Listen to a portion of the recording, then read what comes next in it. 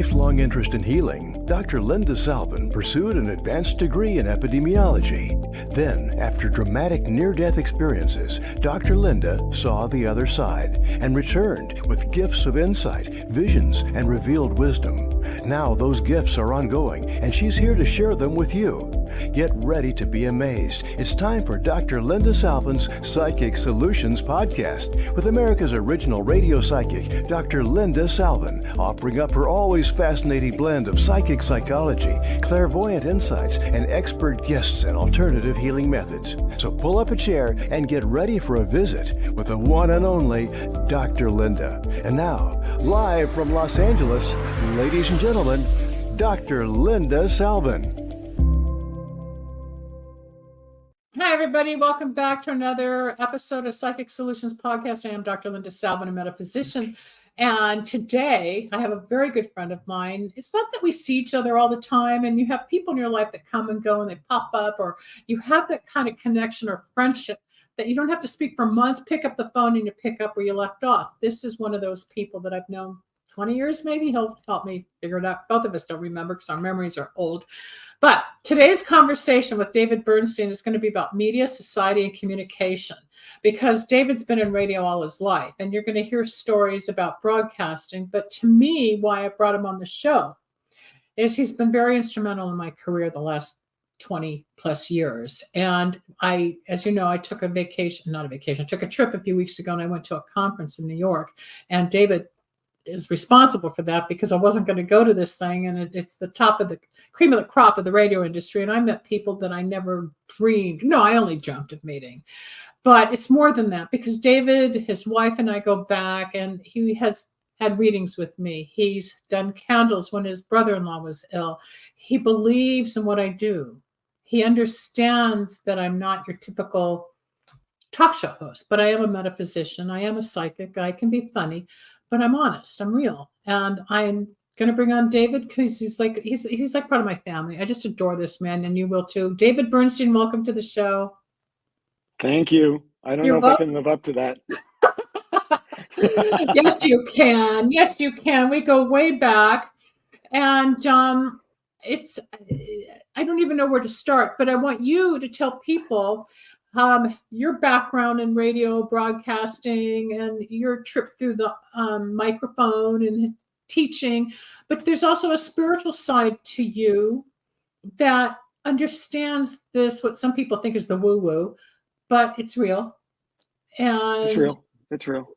Yeah, even at the convention, there was an attorney there, and I said, "Oh, you've got some books coming out." And she looked at me, "Well, how'd you know that?" I said, "I'm a psychic." I'm standing right next to David, and David had a straight face. And she said, "What?" I said, "You're going to have a couple books," because I'm writing. I said, "I know, you've got 3 books coming." She said, "I'm on the first, but there might be more." I said, "I know that." She turned to David and said, "She real?" David goes, she's the real thing. Just flatline, not like joking. Yeah, people, I'm the legitimate thing, and you know it. But let's hear it from David. Now, David comes from an industry that's a little more conservative in areas, very political at times. And then there's the fun part. Yeah, we don't have to go there. How'd you fall into radio? Go ahead. I always followed the fun part. I had very little interest in politics. As a teenager, I had no clue what politics, I didn't even know what the word meant. As a college student, I started becoming aware of things that were going on in the world, but never thought I had any role in it. I'm one of the peons that just moves along like everybody else. And my dream of being on the radio was simply a dream that started at age 12. Wow. It didn't change at 16. It didn't change at 19. And it didn't change at 21. So all I wanted to do was work at my college radio station. That was the goal. Once I got into the college radio station, and by the way, I got fired from the college radio station by the program director, who told me, "I'm going to do you a favor and I'm going to kick you out, and you will never ever work in this business again because you're no good. So it's like I'm really doing you a favor. One day you'll thank me." And I'm thinking, Gee, thank you. That really doesn't feel very Stevie good. Wonder was said the same thing in 6th grade, that he had no musical talent. Yeah, Stevie there Wonder. you go. I don't even know I don't think he did it to be mean. I'm going to guess he did it because he really didn't see any talent there. And that's okay, because we all blossom at a different time. And my goal, I never had a goal of being famous. I never wanted to be famous. In fact, I kind of like my interest in radio was because nobody can see you, and then nobody will know who you are when your show is over. You leave, and you're just another guy on the street. So I liked the idea of being anonymous. And so I did radio in college. I was even though I got a 50-year career out of it, that's not the big thing I got out of it. I didn't expect that. What I expected was to meet a lovely young lady who worked at the radio station, marry her, and we're still married. That's what I'm proud of. Yeah. I enjoy radio, enjoy my career, but I'm happy that You I met lived. Debbie. You found your Yeah, I met soulmate. Debbie. She worked You at the radio found your station. soulmate. Soulmates live, love, and work together. When you're in the right place at the right time, the love will be brought together in sync. And I met Debbie finally after talking all these years. Finally met Debbie. Spoke to her briefly last night. Enjoy the fruit. Thank you so much for everything that you do. Oh, thank you. Thank you. I'm finally eating healthy. Yeah, after all this time, I'll teach you some tricks. David, you have this experience. You've been on radio, you've been a head of networks, you've been a programmer, you teach at a university.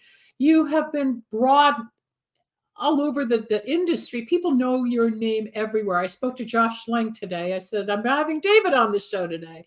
And so I said, I'm going to drop your name. He goes, oh, I don't know. I said, well, I will. So I just did. So, I'm learning and meeting new people always. I did speak to Michael last week. Thank you. And I'll talk to him again. But it's just like, when you're in radio, or if you're in business, or if you're in education, or if you're in flowers, or if you're into marketing, or if you're a hairdresser, you need to talk your language as somebody that understands what you do.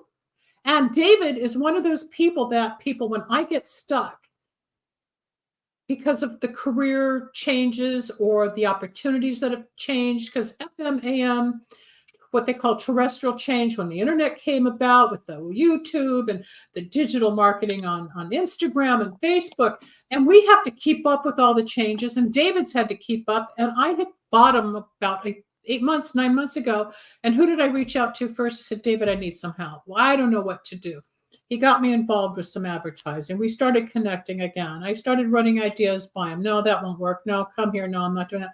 All of a sudden, I started listening again, and I took some chances. I did. I showed up.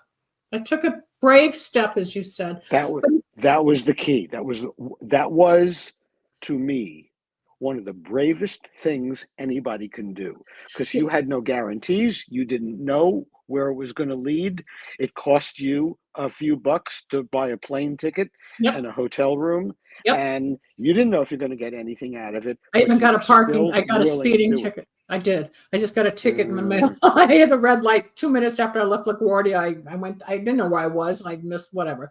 But you know what? You are the inspiration. I would not have made it because I saw the ads for the conference. I've always wanted to go through the years. I was always afraid to talk to them because I'm out here looking up at you guys on this pedestal. I've known about Talker since I was at CRN in late 90s. Yeah. I asked for the door to be open and he wouldn't open it, but that doesn't matter. And it's always like they say, when the student's ready, the teacher appears. It may have taken this long for a certain reason, or the market's ready for me again, or whatever. But David, you were my inspiration. You are the one I'm grateful for. You're the one that got me there. I mean, yes, I took the advice. I sat on it, thought about it. I said no. And then he made me an offer I couldn't refuse. Showed up, I'm so happy. I did it. It's because of you, David. I appreciate hearing that, but what it does, it confirms to me that we're meant to do something, it doesn't mean it's always going to work. And when I look at my career, I've had, I don't know how many jobs I've had. I know I've lived in 12 different states. I've worked at, I think, 20 radio stations and networks as well. And none of those jobs lasted forever. I did not know when I started out, as most people don't know, that this job's not going to last. No matter what you're doing, no matter whether you're performing well, poorly, somewhere in the middle, that's somebody else to judge, and they're just a person who judges that. But I did learn that no job is going to last forever. Something is going to change. It doesn't mean it's necessarily my fault, although there were a couple of times where I look back and I go, I'm I not don't think I perfect. handled that. I upset people all the time, and Yeah, even that's you know, okay. But I found that when I was hired to do a job, which meant changing, I was hired to change something that wasn't working. So when I changed what I thought needed to be changed, for that station, you it mean for it them as to why they many wanted you? stations, it displeased them that I was undoing what they had built, and I ended up getting fired. When you end up getting fired, you can't help but think to yourself, maybe I can't do this anymore, or maybe the magic is gone if it's magic that's making me do it. I didn't understand. And you go through a period of what Doubt. else could I do? Because I obviously can't hold a job. I can't that, and then out of nowhere, the phone rings and it says, "Hey, are you available? We could sure use somebody like you." And it's somebody you don't even know. Right. So I learned that just keep going for it. And then when you get knocked off the pedestal, and you will, And I have, and you have, and we all have. It's yeah, arts, it's just creativity, it's keep any doing it. business. Just keep doing it. If this radio station that said we'll do anything to have you suddenly says you've done the job, you've done it really well. I had one station that I wasn't looking for a job. I was actually happy where I was working. And they called and they said it was one of the biggest stations in the country. And I said, I'm really flattered, but I'm not looking for a job. Why would you call me? And he said, because everybody who comes in for the job asked me, is David Bernstein up for this job? So I figured I better figure out who you are and call you. So I thanked him. I felt great. I turned him down. I said, I'm a family guy. I don't want to pick up my wife and my 3 babies and move on. And I'm happy here. And they kept calling, and it was finally, what do we have to do to get you here? Name your deal. So I named what I thought was impossible for them.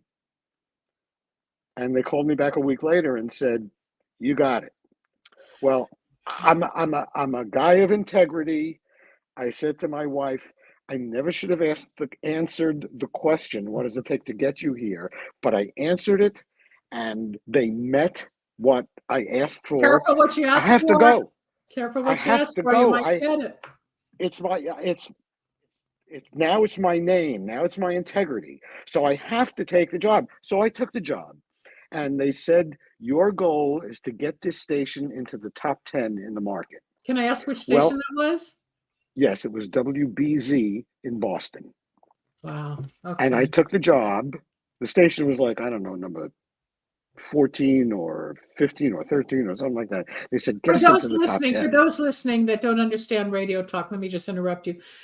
Everything's rated, just like in TV. There's Right. Arbitron, and there's all the different ways to scale and find. Is it this music? Is it that talk show? What's the market? Everything's got numbers and ratings, which relates to advertising and people with demographics. It's business, which I learned the hard way. It's not just getting behind the mic. You got to have a producer and a screener, and you got to pay, or you've got to get the sponsors, and you've got all the back end stuff.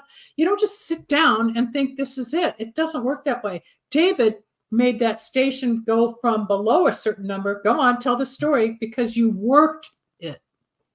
That's the number we ended up at. We went to number one number one in a major market, It was my first major market job. I had other program director jobs along the way. It was my first major market job, and the station became such a monster number one that they walked into my office one day and said, "You better go out and find a job because we're letting you go." Because you're done. And I went, well, that's what I went. I went, oh, that's very, you guys got a great sense of humor. He went, no, no, no, no, no, David, I'm really serious. You really need to go out and find it. Sorry, we don't need you anymore. I'll give you a month or so to find a job, but I don't need you anymore. I don't need you. I don't need your salary. The place is doing greater than we ever dreamed it Had could. the family already been good luck to you. relocated? Did you relocate the family? I bought a house. I brought a 7-year-old, a 1-year-old, and a 1-month-old. Oh, It was just a challenge, and I had to sell a house, and I had to buy a house, and I didn't know the area very well, and I had to figure out where does it make sense to live, and where will I have enough money to buy a big enough house to accommodate these 3 kids, and So spiritually, let's bring it into the topic. We're talking about media. We're talking about society. We're talking about communication.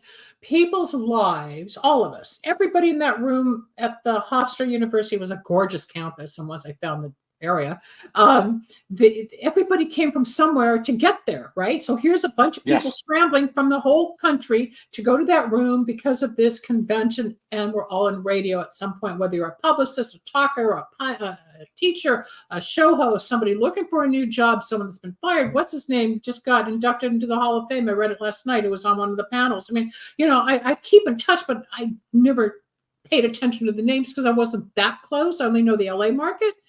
But all of a sudden, I feel like, oh, now I know who that is. He was on that panel. He was talking about this. But all these people came together. We had lunch. We said hello. We exchanged information. Then we all get back on a plane or a car and we disperse.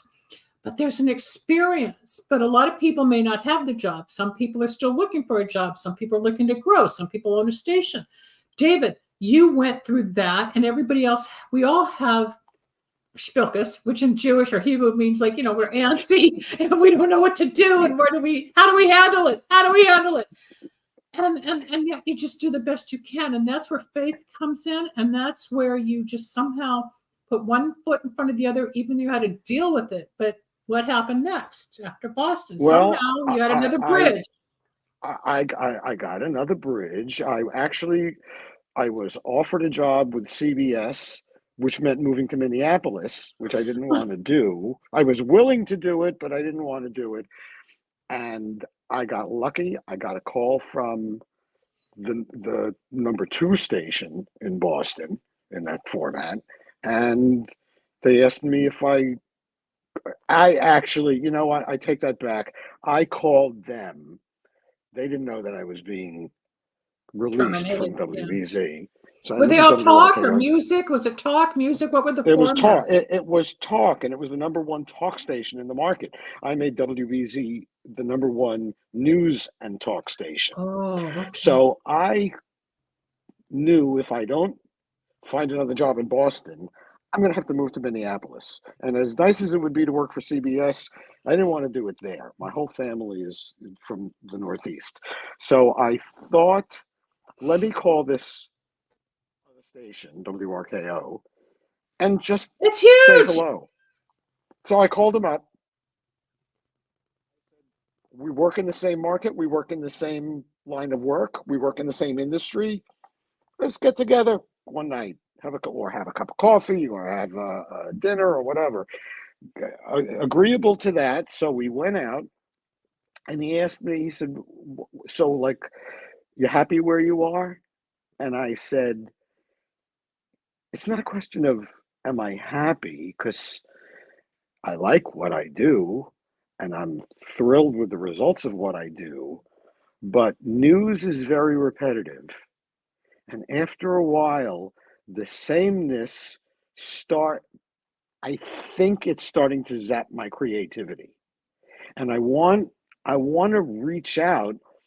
I don't want to give up what I have, even though I was already told I don't have it anymore. Oh, so you didn't But tell nobody them in knew. the interview? You didn't mention that you were being like, oh, you played it No, I smart. said I said the one thing that could entice me away from WBZ is if I have the freedom of expression, the freedom of thought, the freedom of trying something, the freedom of willingness to fail.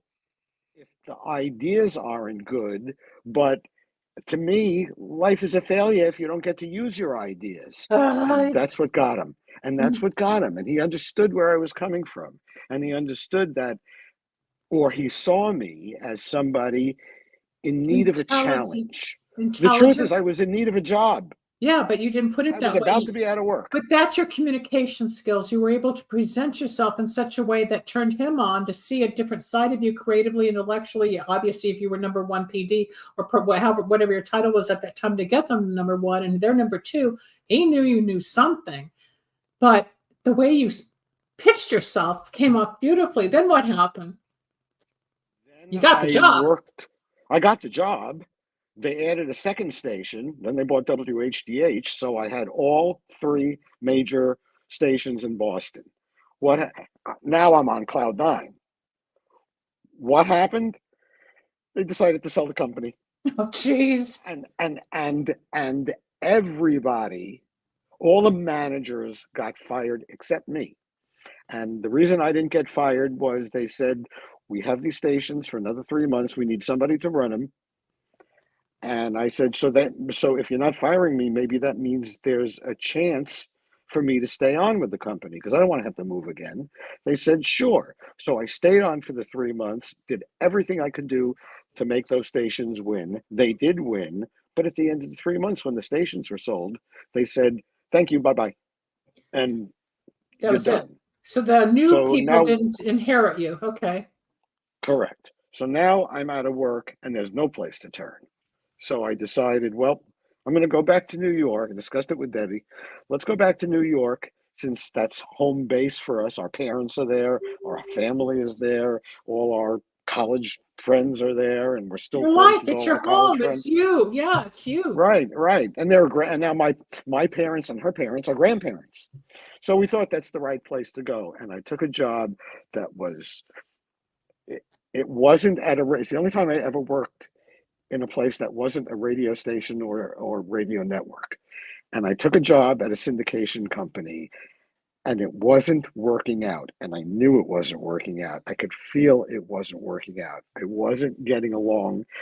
I couldn't do what the owner You wanted wanted to. me to Okay. do because he built his own business, built a great business, by the way, decided it needed modernization, hired me for that, and then wouldn't let me do What you what wanted to I was do there to do. because it's his. And he was very upset with me. So I'm there now for 8 months. I'm living in New York alone because Debbie and the three babies, the three Still in little kids are still in Boston. Boston. She finally sells the house. She finally comes here to look around and finds a house. We buy the house. 2 weeks before we sign on the house, he calls me into the office and says, I don't like you. You're fired. Now, Here you go again. I'm stuck. I am so stuck. And when he said you're fired, I can't believe what I said to him. But I really did this. And I don't know where it came from. But he said, David, you're fired. And I looked him in the eye and I said, no, I'm not. He looked at me and he said, I said, no, I'm not. So he says, nobody's ever said that before. I said, well, I'm saying it now, and I'm saying it because I'm not fired. Let me tell you something. There's work to be done here. There are clients that need to be talked to. There's programming that has to happen. All this is in the process of coming together, and you can't stop it now. And I'm not stopping it now. So I'm not fired. I'm not quitting. I'm going to walk out now, and I will see you tomorrow morning at 8:30. And I walked out.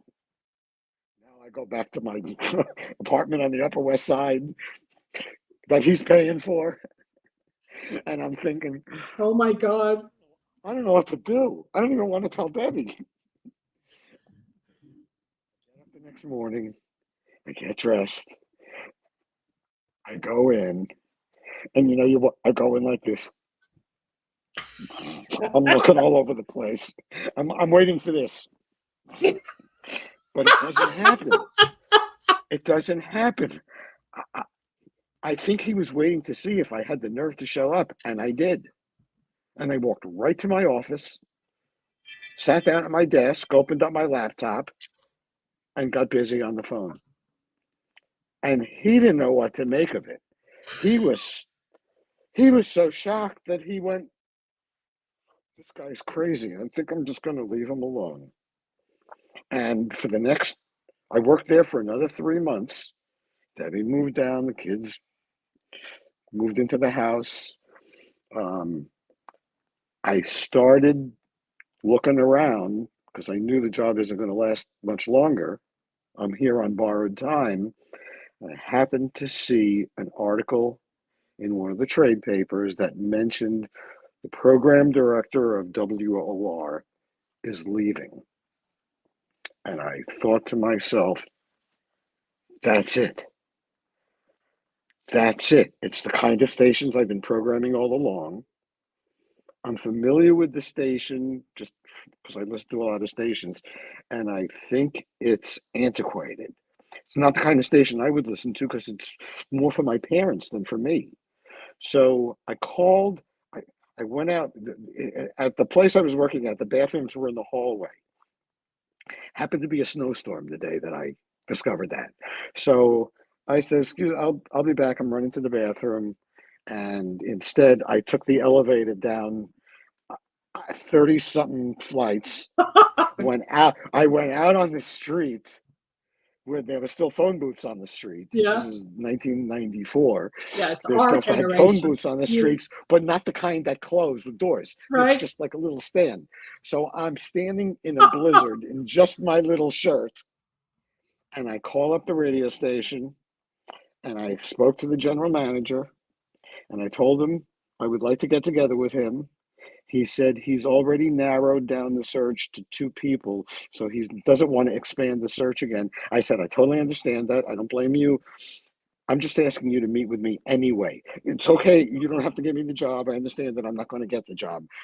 But just in case. Meet with me, just meet with me. That's all I'm asking. I know I'm not going to get the job. I know you're not going to, but please meet with me.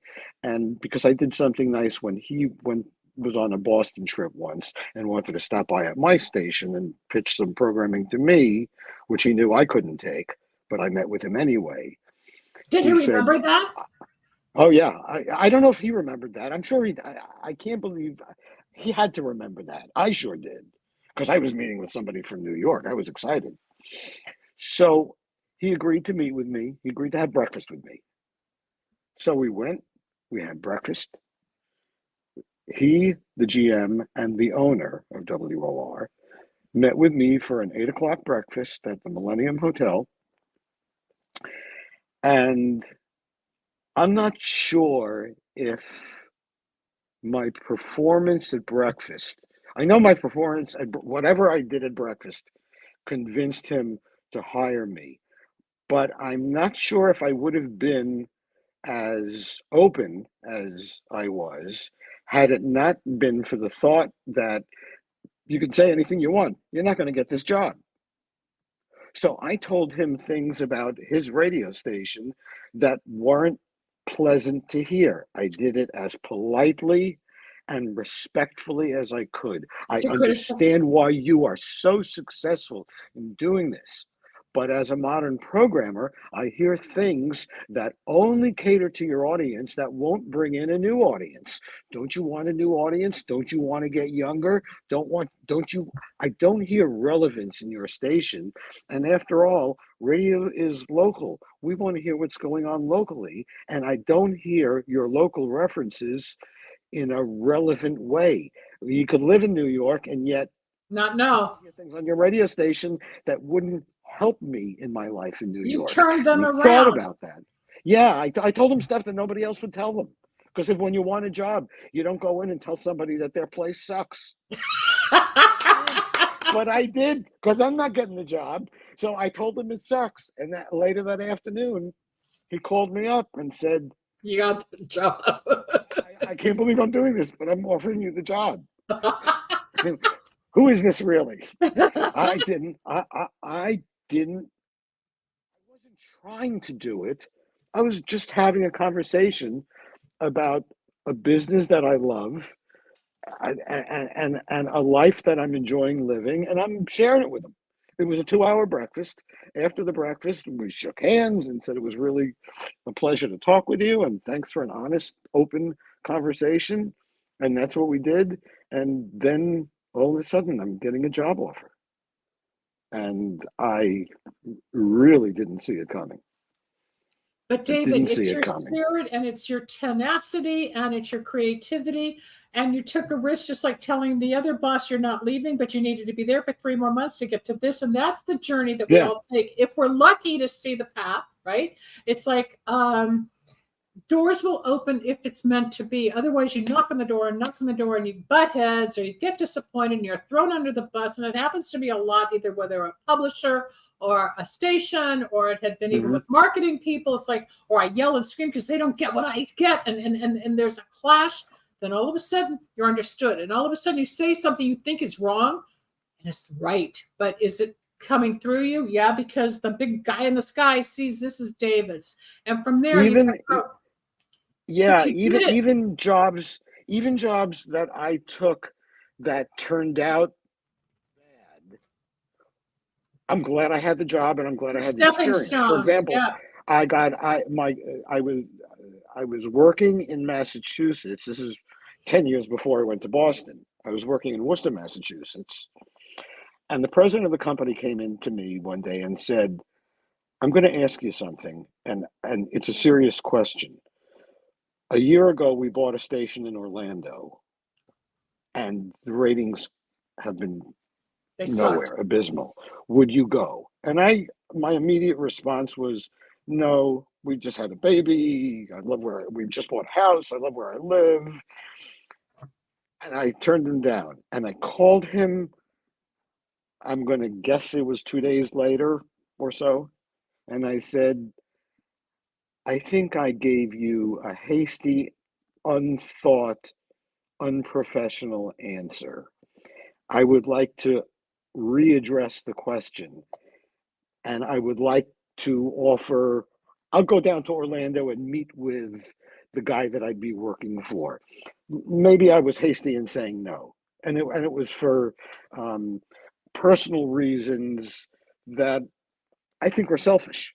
So you have the family, the kids, you don't want to move again. I mean, I didn't want to do it, and I didn't want to be that far away from my parents in New York and all that. But I thought I was being selfish. So I said, I'll go down to Orlando and I'll meet with Gary. So he said, great, I really appreciate you doing that. I went to Orlando. I met with Gary. I thought Gary was one of God's gifts on earth. I said, you know what? I like this guy. We're going to get something done here. And I came back and I told Debbie, I'm going to take this job. And she said, I support you 100%. And let's do it. I took the job. I went to Orlando. 3 weeks later, Gary got fired. And I don't know that I wasn't there long enough to understand why. But he got fired. And the guy who replaced him was no fan of mine. And so it was an relationship. I lasted just under 2 years, actually 20 months. But in that 20 months, I got the radio station to get the ratings they wanted, to become a force in the market. And that opened up the next door, which was a job I dreamed of, which was in Hartford. There was I once said to Debbie, if I could get one, when we were sitting in Orlando, if there's one job I could have in the whole country, I would want to be the program director of WTIC in Hartford. If I chance that'll ever happen. And then one day that job was open. Okay, so David, you've been on this She found the journey. job in a trade paper. She was reading the trade papers. I think it was Talkers. She found the job in there that the PD was leaving, and she said, "Read this." I read it. There I you go. called. I said this. When I told the guy I want to come up and see you, I said, I will pay for my own flight. I do not expect you. I expect you to interview me. I hope you'll say yes, that you'll interview me. You don't have to bring me up from Florida. That's not on you. I want this job. I'm asking you for this job. I'm asking you to meet with me. That should be on my dime. I don't expect you to do anything. And I think that's one of the takeaways. Do things on your own that let other people see the value that you put on it. When I got that first program director's job in Worcester, Massachusetts at WAAF, I was the afternoon drive personality there. When the program director's job became open, I wanted that job.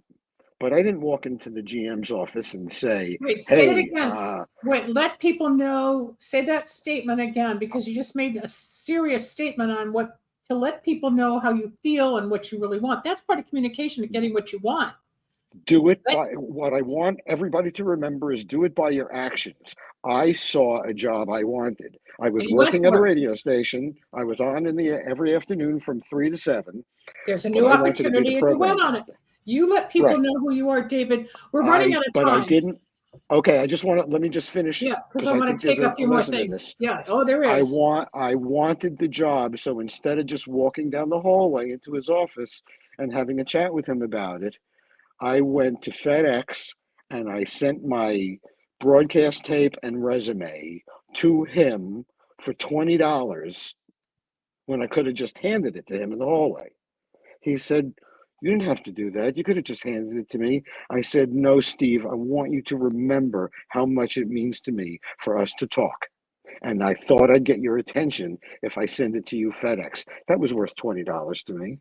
Yes, and you got the job. And I got the job, yeah.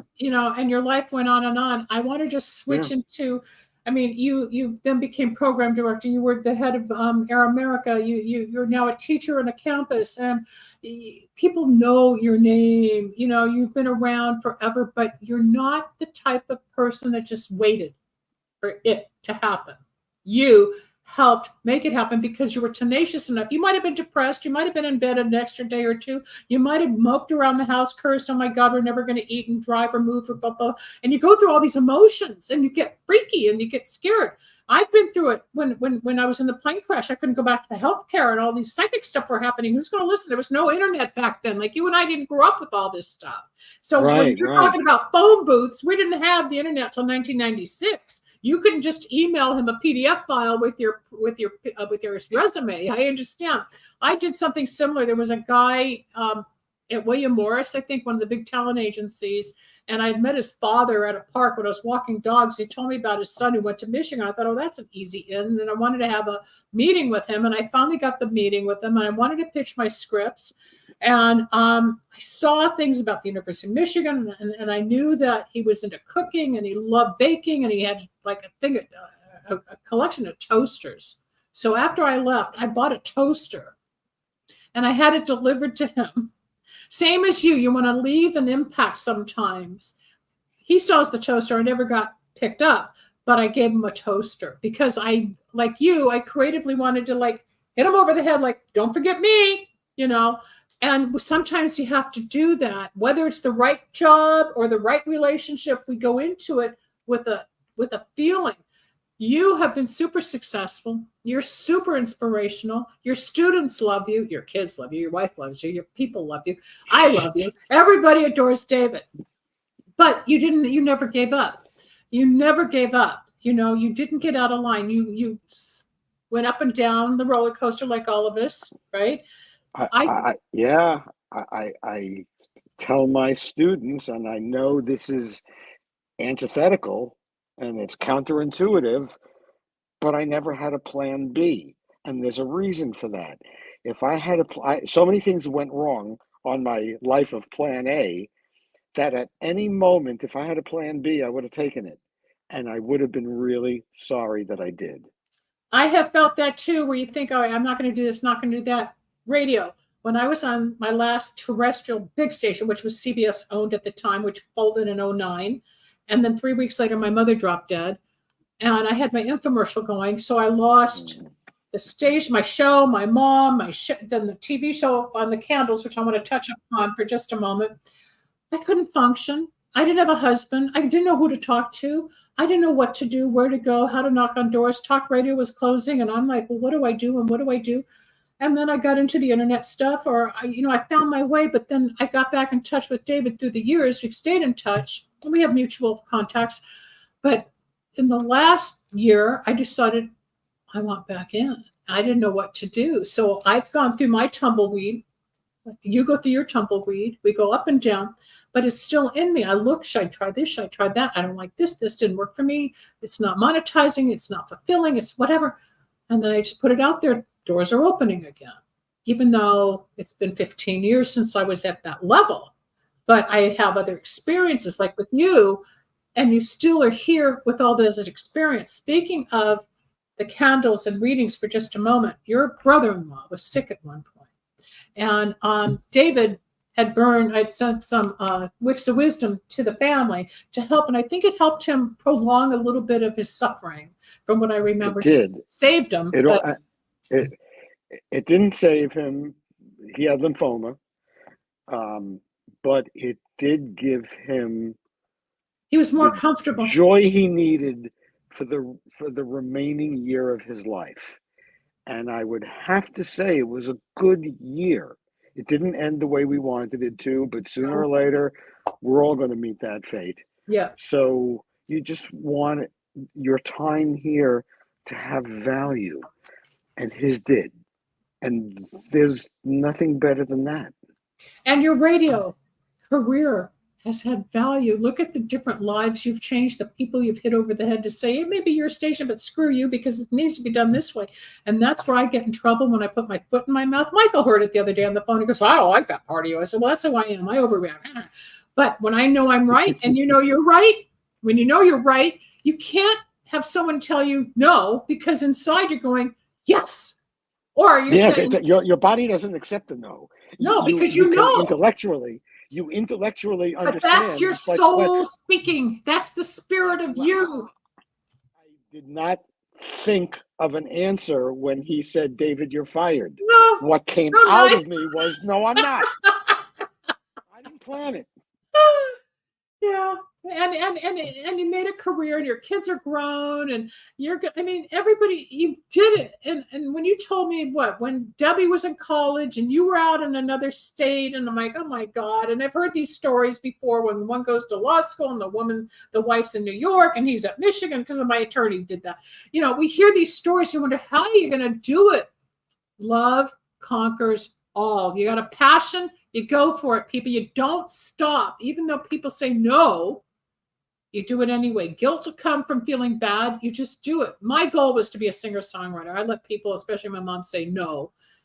But I ended up in media. I have loved helping people. My thing isn't yes, I became a broadcaster. I learned technique thanks to people like you and other people in the industry that had real training. I learned real broadcasting, but I take it to another step. Not everybody believes in what I do, but I like helping. You're a helper. You got the job done that a station needed success. They found you because you had the insight or the intuition or the know-how to do what they couldn't with their vision. But I know what it's like to be done, but you're not done, David. And people, this man has conquered cancer himself, and he's here. He's healthy. He keeps going. We have challenges. We've got about 5 minutes left. We have challenges in life, but David is proving you just say what you mean and feel. And if you're just yourself and you show up, someone's going to accept you, and the others, you can have 100 saying, screw you, don't like her. But that one's going to see the diamond in the rough or the gemstone, and you go on from there. It's finding your path. And understanding the pattern. Remember, I told you I got fired from my college radio station, and that was my dream. Yeah. So and he told me, I'm doing you a favor. You're never going to work in radio, so I'm doing you a favor. I'm kicking you out now. Did you ever go back and tell him? Did you ever get in touch with him to tell him? Did you ever find him to say, look where I am after 20 years? I did find him and chose not to say anything. I felt that I had nothing to gain by saying, I told you so. Look at me now. I was just proud that I'm in the business. I was able to overcome what he perceived as no talent, and whether it was talent or whether I ever had any talent or not, I don't. It's not for me to judge. It's for me to you were driven try to do my part best of your soul, and let somebody else judge it. But it's also part of your being. You got into this lifetime 73 years ago. You entered this body in this family, the Bernstein family, but that soul from other generations of past lives, because we're all reincarnated, something brought you into communication or technology or radio. Something gave you that drive, that passion. A lot of people can't figure it out, and they're calling me at the age of 40, 50, 60. What am I supposed to do? What's my purpose? And I have to take them inside to redirect. You somehow had a passion and you didn't give up, and your wife didn't give up on you. A lot of people's spouses walk in divorce because, oh, my husband can't get it together. I moved too much. She should have dumped me during the honeymoon, because I'll tell you, you know what happened? No, I wasn't there. I got a phone call halfway through our honeymoon. Hey, David, can you drive 3 hours and do a fill-in afternoon drive shift? And I said, sure. And I said, and I left Debbie in the middle of our honeymoon. Go do a radio show. I really wanted to do it. She knew then what she was going to be in for the rest of her life. And God bless. How many years married now? 49 years. We're at the 4-minute mark. So let's start wrapping this up. This is David Bernstein, one of the veterans of the radio industry. People, every industry has their stories, whether it's aeronautics or if it's aviation or if it's food or if it's clothing. This happens to be broadcasting, it's communication, it's media. And we have changed, like everybody, where we have to be online with TikTok and YouTube and Instagram and Facebook and competing with all the media outlets out there. And everybody's got a channel and everybody streams. It's harder to find your niche. The terrestrial radio, which is AM, FM, was then replaced with satellite, which then got replaced or competing with internet. It's the evolution. You know, we were at this convention, even talking about taking out AM radios from cars, but we need it because, there's so much that people don't know. You just sit down, push a button. They don't know what goes on behind the scenes. It's people like you that make people like me want more. And because of you, I flew to New York. I saw I love Long Island. I could see myself moving there. But it was comfortable. It was comfortable. But too bad I don't do real estate. I tell you that. It's actually more affordable there than it is here where I was. It's, LA's hard. LA's tough. LA's tough. I haven't been to New Jersey, except I was in Teaneck once on my way from Michigan to Connecticut when I was a student. That's my only time in New Jersey. One day I'll get there. But we're at the end of the show. David, what would be your final inspirational words to somebody that wants, maybe somebody's dreaming about radio and a broadcast career in today's market, or maybe somebody's stuck. I don't really like what I'm studying on college. Maybe I should change majors. Whatever, somebody's changing midlife at 40 or 50, they want out of something. What's the message about work, life, who you are? I'm going to give it to you. I hope this surprises you and whoever's tuning into this. Stop caring so much. Stop worrying about other people. Stop worrying about, what if I don't get that job? What if I get that job but then I get fired from that job? All that garbage is going to happen. Stop worrying about it. Then move on. Then do your next thing. There will be a next thing. There will be a next thing. So stop fretting about all the things that aren't happening and stop caring so much. Go out and do your thing. Thank you, David Bernstein. My friend David Bernstein for over 20 years in the radio industry because of a friend named Mark that took me to meet David. We drove 3.5, 5 hours to go meet and blah, blah, blah. And friendships evolve if it's meant to be, people. Nothing's by accident. I'm Dr. Linda Salvin. David, you stay backstage. I can't thank you enough. I'm going to close out the show. I hope it's inspired you as it's inspired me. He's always been an inspiring person to me. So we had inspirers and influencers before it became a ghost term online, people. There's always somebody that can open the door or help you see things that you can't see for yourself. If you want more information on me, you'll see all that at the end of the broadcast. That's David Bernstein, who's spent 50 years in radio. He loves it. And remember, he got fired, he fell down, he got back up. Same with me. I was in a plane crash, lost the health industry jobs. I didn't know where to go. I just, okay, God, what do you want me to do? Doors opened. I got led into the psychic stuff, which I fought for 12 years, ended up on radio. Here we are 30 years later, and you just talked to one of the veterans along with me. I'm Dr. Linda Salvin. Until tomorrow, this is Psychic Solutions Podcast. Have a good day.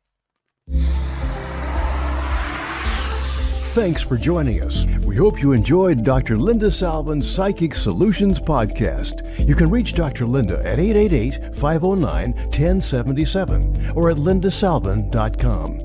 Need a breakthrough of your own? Ready for answers or insights nobody else has? Reserve your own one-on-one in-person chat. Dr. Linda isn't just for other people. Dr. Linda gets results for you. And it's easy. Contact details are on screen now. Just click on lindasalvin.com or call toll-free 888-509-1077. That's lindasalvin.com or toll-free at 888-509-1077.